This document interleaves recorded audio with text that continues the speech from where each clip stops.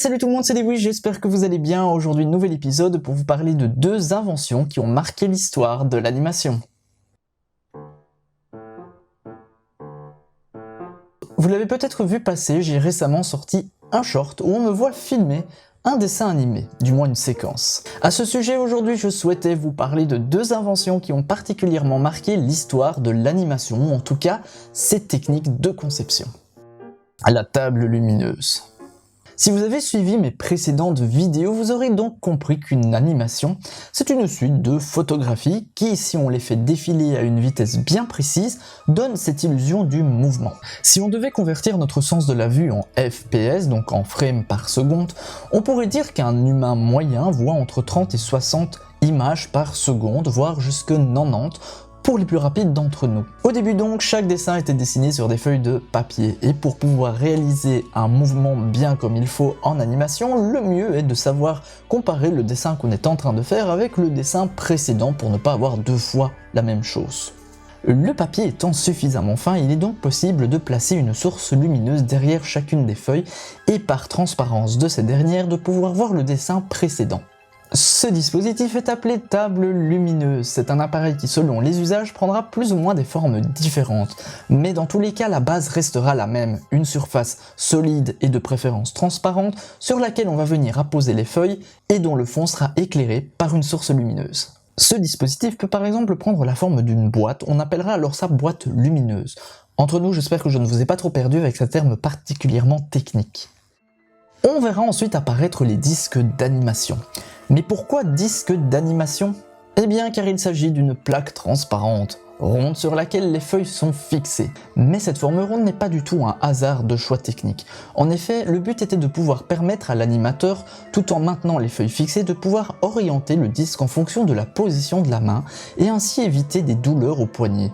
Ce disque est donc composé d'un support en plastique ou en métal ainsi que d'une plaque transparente comme du verre. Mais plus tard, les avancées de la pétrochimie permettront de remplacer ce verre par du plexiglas. Il y a plusieurs avantages à utiliser le plexiglas en remplacement du verre. En effet, ce dernier est déjà beaucoup plus léger et donc plus facile à transporter, et il est semi-opaque, ce qui permet d'avoir pour le dessinateur une source lumineuse plus homogène et non plus une lumière complètement directe à cause de l'ampoule située derrière. À l'origine, la boîte lumineuse a été inventée pour la photographie. Elle permettait en effet de pouvoir visualiser les bouts de pellicule qui eux-mêmes étaient des négatifs. C'est pourquoi à l'origine on trouve le terme de négatoscope. Mais il n'y a pas que dans l'animation que l'on retrouve ce genre de boîte. En effet, par exemple dans le domaine des beaux-arts, on aura besoin d'utiliser des grandes surfaces lumineuses afin de faire des décalcages plus marquants.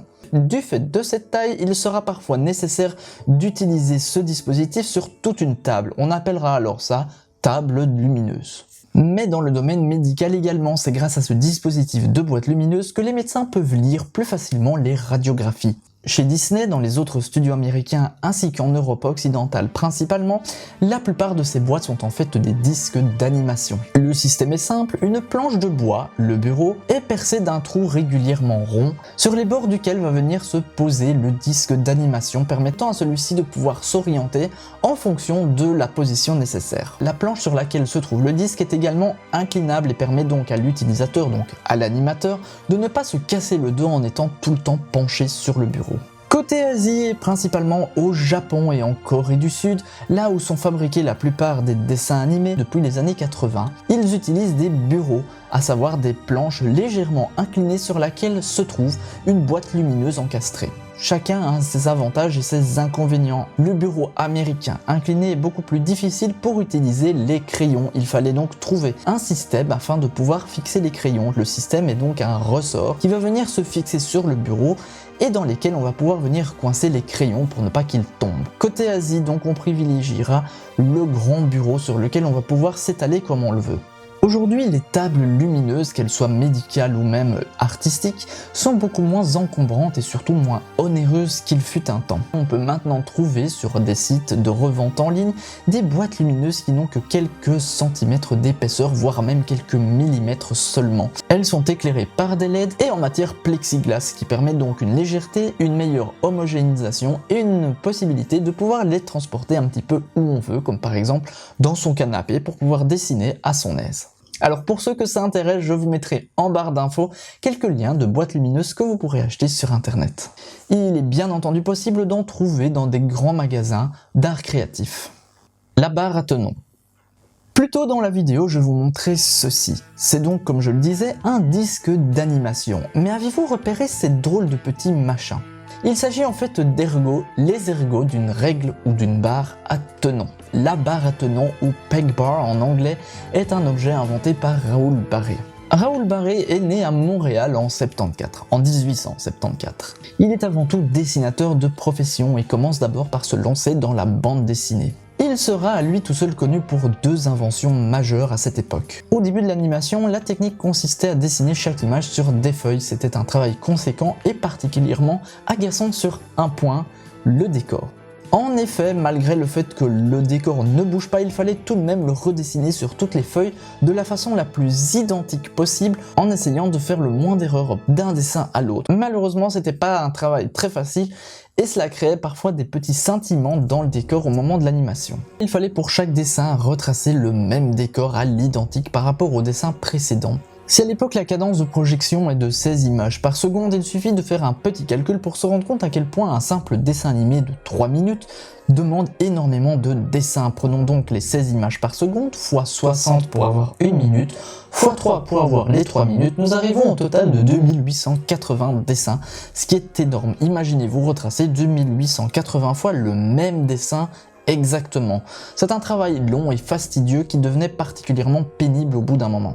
Même si pour certains cela pourrait devenir un passe-temps méditatif, à l'ère de l'industrialisation et des débuts de l'animation, c'est clairement une perte de temps, et qui dit perte de temps dit perte d'argent.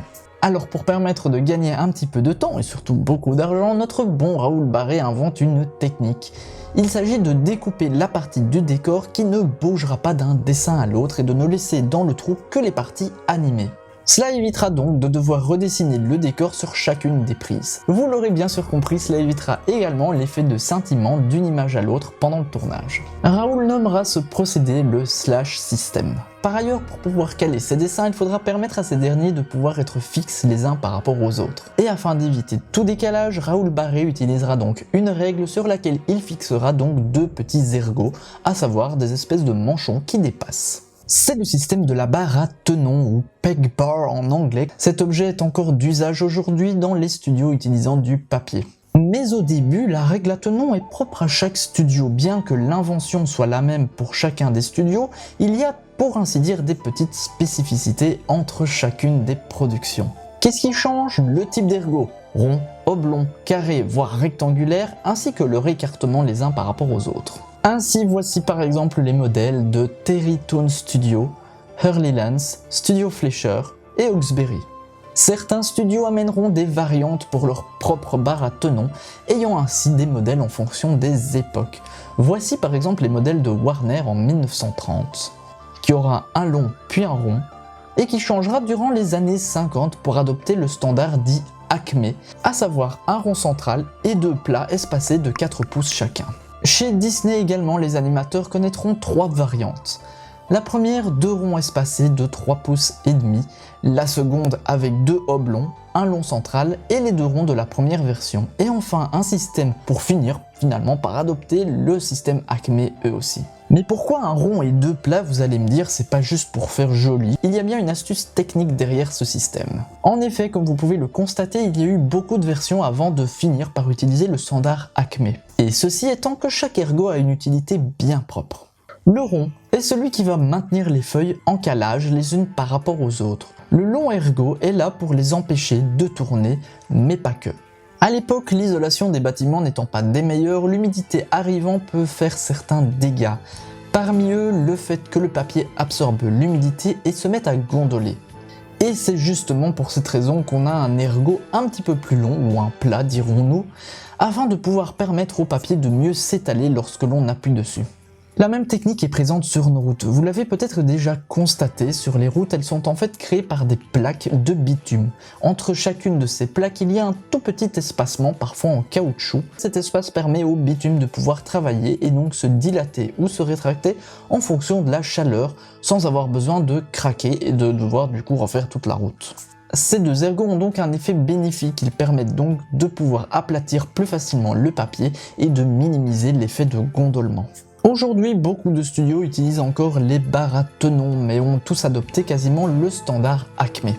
Outre la technologie des ergots, il y a également la technologie des perforations. En effet, le type de trou dépend vraiment de l'utilisation qu'on fera après.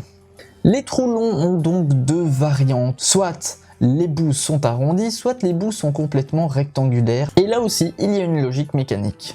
En effet, on utilisait des perforations carrées plus faciles à usiner et donc moins chères pour les feuilles de brouillon, et les perforations rondes plus chères donc à usiner pour les mises au propre et les cellulos. Le fait que le bout soit arrondi, il y a beaucoup moins de risques de déchirure et permettra donc une meilleure résistance de la perforation. C'est un petit peu curieux dit comme ça, mais les trous possédant un angle droit sont plus faciles à déchirer. Pour les animateurs figure également une anecdote bien connue de l'utilisation de la barre à tenons. Faut-il l'utiliser en haut ou en bas? En effet, c'est un problème plutôt récurrent et Richard Williams, le chef d'animation de Qui veut la peau de Roger Rabbit, apporte dans son livre Technique d'animation un semblant de réponse quant à cette grande question, faut-il mettre la réglette en haut ou en bas? Un début sans fin fait rage entre les animateurs traditionnels concernant le fait de placer la réglette ou la peg-bar sur laquelle on accroche les dessins en haut ou en bas. Pour l'instant, il semblerait que le parti de la réglette en bas ait gagné. La plupart des gens animent en utilisant la réglette en bas pour tenir leur dessin.